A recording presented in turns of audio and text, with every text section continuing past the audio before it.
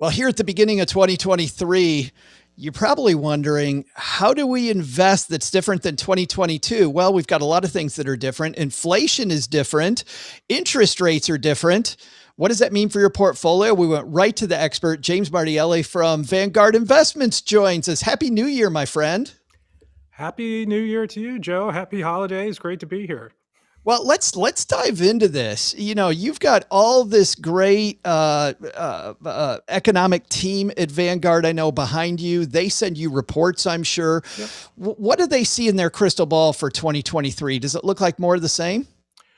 Well, I think it's always good to start off with, where we came from, and then we can start looking ahead. So, if you look at, for the last, 10-ish years or so, inflation was, humming along around 2% until, 2021, summer of 2021, when things started to open up after, after some of the COVID was a little bit behind us, and you really started to see inflation tick up, pretty high. And in fact, Yeah.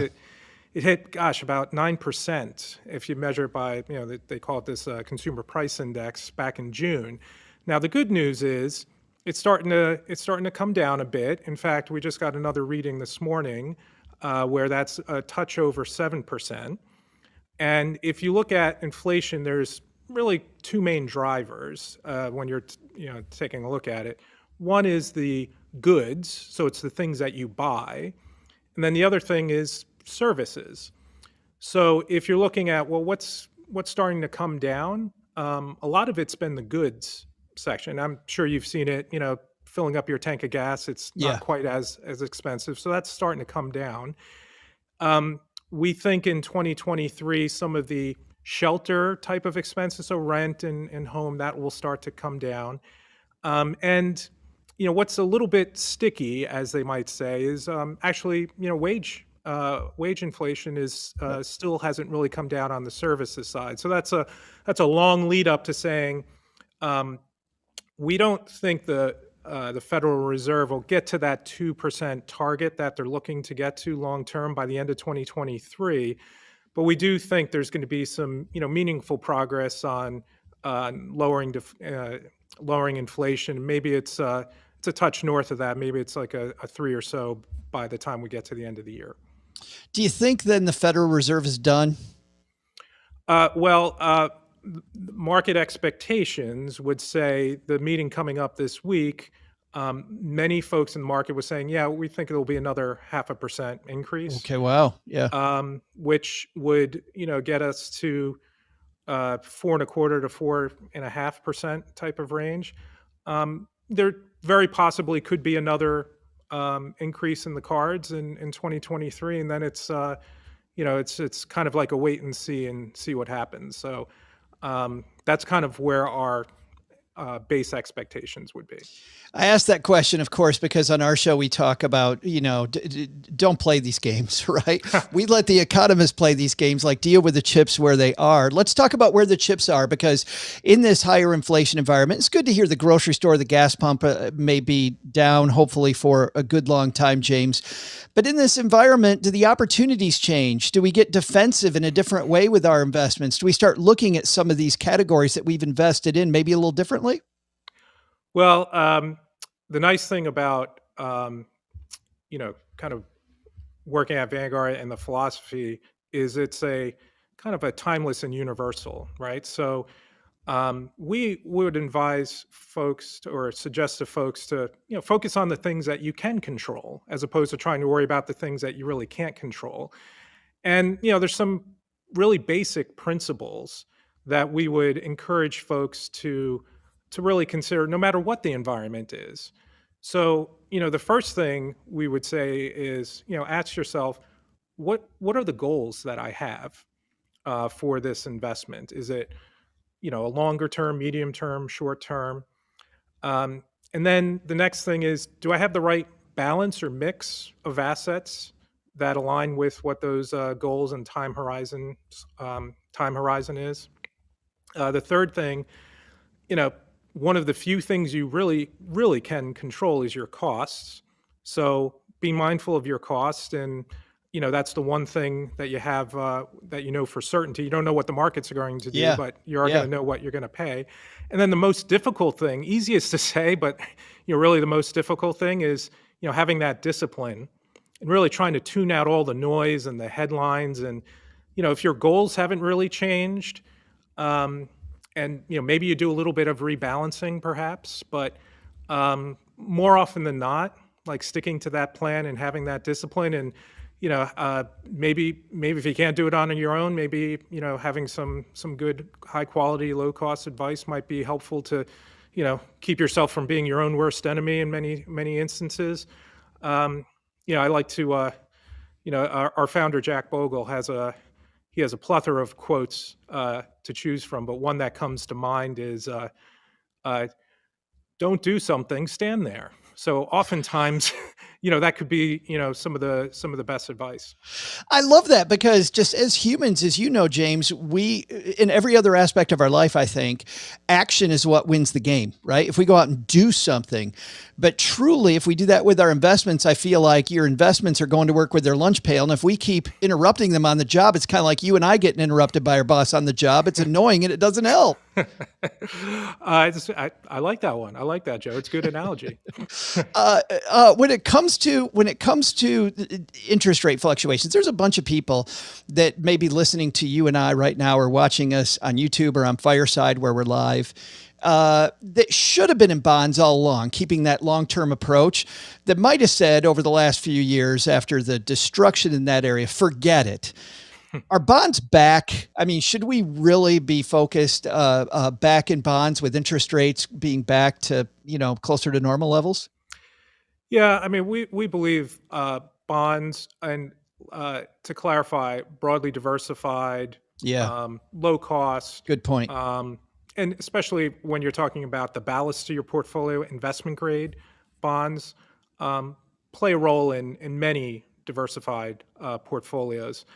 And I know this past year, if you were in bonds, there was you definitely saw the impact of interest rates, right? The old interest rates goes up, the value of your bond portfolio goes down, but there's a real silver lining in that. Um, Now that interest rates are higher, pretty much across the board, um, the longer term, and when we say longer term, we're talking like 10-year type of expectations, have increased markedly over the last year, given that interest rates, have gone up to the, 4 or 5% level. The other thing, this is probably more in the small, I wouldn't say maybe smaller items, but um, short-term interest rates have come up quite a bit. So bonds, we always believe, can play an important role. But I know many of your listeners out here might have like an emergency cash fund, or Yeah. something for shorter term cash liquid investments. Take a look at the yield that those investments are paying. Some folks are, you know, since the interest rates have risen quite a bit, you could see a pretty wide variation in terms of what you might be earning on some of that emergency savings or excess cash. So it's probably something, maybe a good housekeeping to take a look at that, because you can see some shorter term instruments earning north of 3.5%. So that's just maybe another something to take a look at. Well, and on that note, James, let's talk second tier cash reserve, since you brought up emergency funds. CDs. For the longest time, OG, my co-host, and I have just, you just couldn't look at CDs. It was just better put in a high yield savings account. But are CDs finally back? So part of the team that I run is the fixed income team, and they field calls from our direct individual clients. And part of those would be fixed income and CDs, and we have seen a market increase in demand and interest in CDs, as before they were paying very little and yield is very quiet. Now you can see FDIC insured CDs probably north of 4%, Yeah. 4% or so yield. Um, there's a variety of different instruments. Obviously, a CD, particularly brokered CDs, you have to purchase, and but they can fluctuate a little bit before maturity, even though they're FDIC insured. Um, we also see interest in cash, FDIC insured cash, and then also money market as well, because you know you can pick up some basis points, as they say, or some yield, relative to other areas, where your money might not be working as hard as it really should be. I can tell this is a changing times because we field calls every episode from stackers in our community, James. And we got a question specifically a few weeks ago about brokered CDs. I'm like, wow, we haven't had a call about brokered CDs in forever. Yeah. Like, well, it is back. yeah. I have one more question for you, which is, we've talked a little bit about being more defensive, and whether we should do that. And I love your approach. Keep your long-term approach, keep things, don't mess around with all of this gobbledygook. But let's talk about opportunities. There are people who are long-term investors that maybe have stayed out of technology because last year was such a bad year for technology, have stayed out of some of these more aggressive spots. Would you say this is a great time to get back into these types of things for our more aggressive listeners? Well, look, I know enough to know that I don't know. um, and I mean that in all sincerity. I mean, so if I were to take a step back, and if I were to look at broadly diversified, we mentioned fixed income. We think those long-term returns could be more in the 4 or 5% range. If you're looking at broadly diversified, low-cost basket of stocks, with the obviously stocks have come off a little bit this past year, so that marginally enhances the long-term outlook. But in terms of is now the time to buy X, Y, or Z? Or I mean, if I know sometimes some folks might have like a small little allocation of 5% or less of whatever play money or what have you, that maybe that's okay. But in the context of your overall portfolio, we're kind of boring. And, I think actually boring can be quite beautiful in investing. Which is fabulous. That's a fantastic way to end it. Thank you so much, James, for hanging out and helping our stackers with their money. I really appreciate it. I'm sure you must know a website where people can go if they want more help with this type of stuff. You must. Well, I was going to say, Joe, can I do your stacking Benjamin? No, I was going to talk about yours. I thought it was Vanguard.com. I was fairly certain you might know this place called Vanguard.com. Yeah, Vanguard.com. I mean, look, there's, I not to do too much, self-promotion, but, there's actually, we got a lot of really good research material, and hopefully you'll hear and read a lot of the consistent messages, right? Just, stick to your principles, goals, diversify, keep your costs low, and maintain some discipline. Well, and I wouldn't have teed that up if I hadn't thought it was a great place to go already. But thanks for thinking it was us. But all right, James, Happy New Year, and thanks for hanging out with us. Thanks so much for having me on. Really enjoyed it. Awesome. All right. We've got questions I've got 3 questions, guys. James, if we go to 1:30, is that fine? Maybe 12 minutes? Yeah. Is that cool? That's totally cool. Okay. We've got Chris hanging out with us locally. Chris has a great show of his own called The Antidepressant of the Day, and hangs out with us from time to time. And by the way, if I had Chris's voice, I would get rid of mine. Because Chris is just an amazing. Here we go. Chris. Good morning. How are you today? See what I mean, James? See what I mean? Yeah, for sure. How you doing, Chris? I'm doing great. I just wish I could get my wife to listen to my voice. Happy holidays, man. Yes, to you too. Great information, and a quick question for you, James, and a quick question for you, Joe. Appreciate the information today. I live in the land of hyperinflation, I guess, San Francisco, California. Just the other day in the news, I had to laugh because property owner wanted to get the tenants that were renting out so they could do something different and more financially viable for the owners. So they actually gave two tenants $400,000 to leave. Oh my goodness. Wow. How do I get that deal? That's just the insanity where I live. And then I guess my question for you, James, is besides what you mentioned about the disciplines and so forth, the 4 tips I believe you gave to handle inflation, should I just move? Or is there a way to survive in this land of hyperinflation and why we pay more gas prices? When people ask me, why do you live there and why do you pay $1.50 more than anywhere else in the country for gas, et cetera, I said, well, it's because we're all rich here. But truth be told, is there any alternatives or any methods that you would use to approach living in a land of inflation? Yeah, I mean, gosh, that's a really personal choice, right? I guess everything is about um, different trade-offs.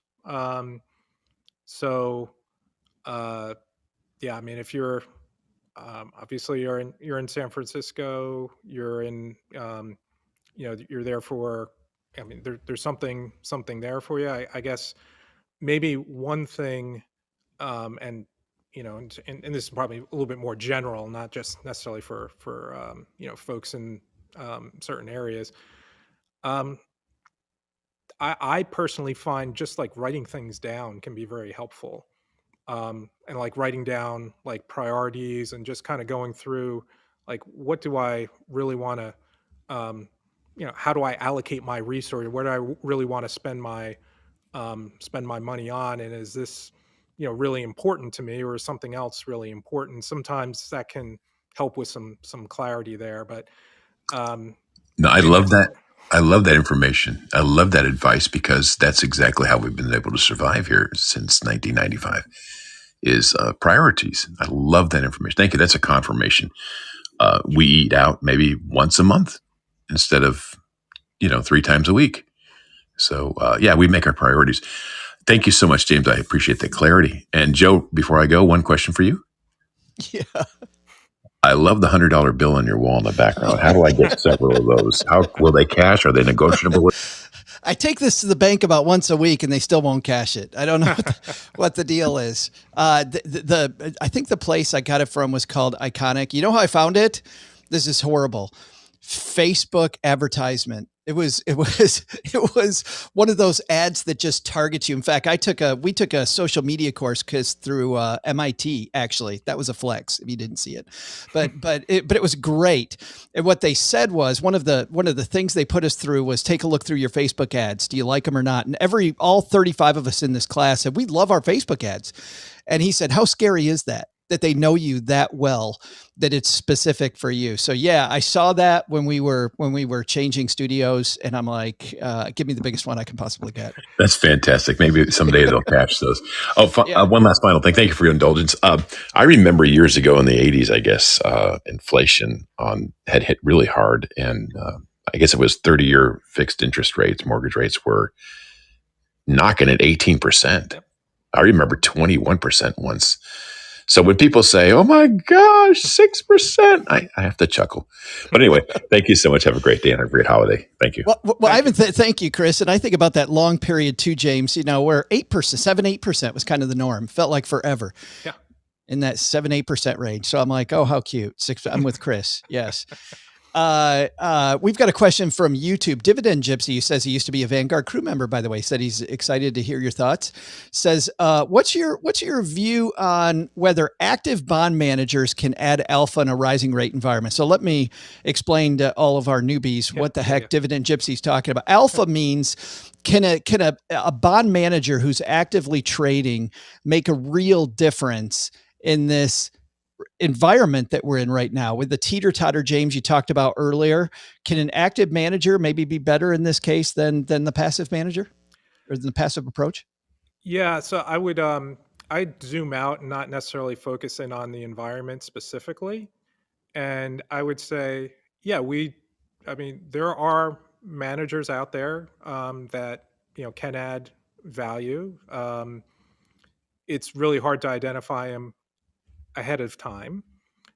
For active fixed income specifically, yeah, I mean, one of the things to keep in mind is, um, costs always matter, but especially when you're dealing with fixed income, because the opportunity to add value is just not as great as it might be if you have an equity or a stock portfolio.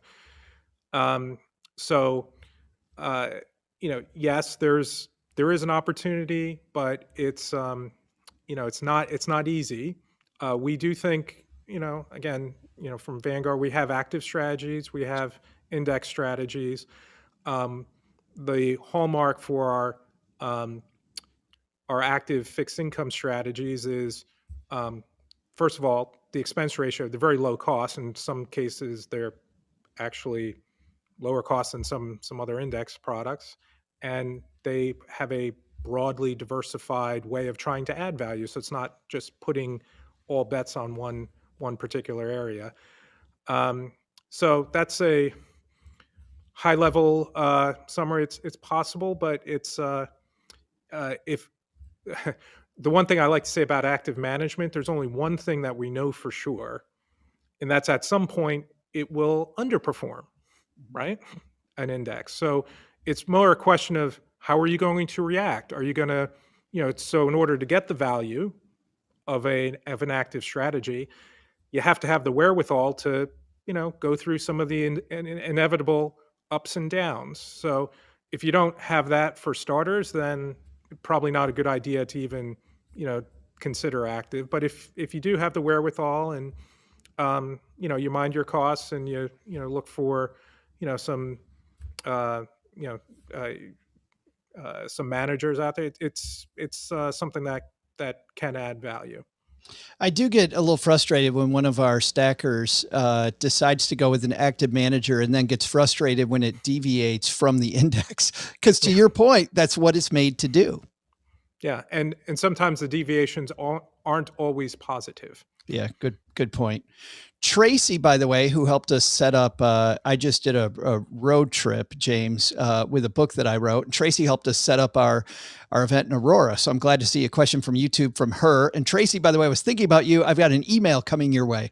But Tracy said, can you speak on the change? This is a specific to Vanguard question. Okay. So can you speak to a change Vanguard recently had by adding a savings account type of product for settlement of funds? Is that a high yield savings account that you added? She asks. Well, it's my colleague in our subdivision brokerage and investments is actually leading the charge with rolling this out, and it's there's really two things that it's in pilot right now. I think the one thing is instead of for a brokerage account, if you have some extra money and it ends up in a settlement account, right now that settlement account for Vanguard investors is a federal money market fund, which is a money market fund that consists of government T-bills, that sort of thing. We recognize that some of our investors have a preference for an FDIC insured bank type of settlement account, and that's called the Vanguard Cash Deposit. So it's not open to everybody. It's still in a pilot phase. And then we also have another account, Vanguard Cash Plus. Again, that's also a pilot phase for eligible clients that would pay a little bit more in yield, and you could also get a routing number to pay your bills and such. So those are the two offers that just started to get piloted, because we've heard from investors that, again, some of them have a preference for more of an FDIC type of settlement vehicle. And we also wanted to offer investors another alternative to their shorter term savings to complement a money market fund. Or Joe, we were talking about, CDs earlier. Yeah. This would be a little bit different because it would actually, have a routing number attached to it. So look for more of that to come in 2023 as we start to broaden out That's the cool. eligibility. That's exciting. I think I'm going to end with this one. This one is from Mary, who couldn't be with us, but she wanted to give us this question. I'm going to try to shorten it. Uh, she heard us do a show last year about direct investment indexing, where individuals can buy an S&P 500 and swap out a few names. We did a show last week about how Morningstar is leaning into that approach with some tools to help people that way. Do you think we're going to see mass adoption of direct index investing in 2023? Boy, you're hitting on all the good ones, Joe. So, Well, we have a smart community, James. I'm very yeah, proud of them. Yes. you should be. You should be. Look, you may have read, we've actually purchased a, uh, a direct indexing firm. We started to roll that out for advisors and starting to provide that offer for advisors. I think you'll start to continue to see adoption, but I would say, well, who's directing it? Who's the what's the use case and the benefit? Who would really value from this? We would say the first use case would be, oh, you want to do some tax loss harvesting? Sure. Yeah. You could do it even better with individual securities, because even if there's an up market, chances are some of the stocks are down that you can harvest losses and help with your tax bill.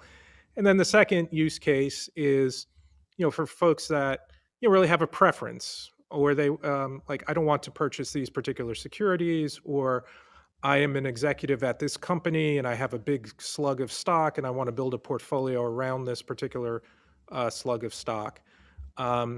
So we actually think it makes more and more sense for the bigger your tax bill, the more sense it makes. If your tax bill isn't as big and your preferences for particular securities may not be that strong, then it might make a little less sense. So overall, we do think it will continue to grow, but for 2020, 2023, I think it'll just continue to, grow overall. Yeah. Fabulous. Thank you so much for the time. I so appreciate you and all the help Vanguard's given us over the years. Well, thank you so much for the opportunity, Joe, and thanks everyone for your questions, and just really enjoyed being here.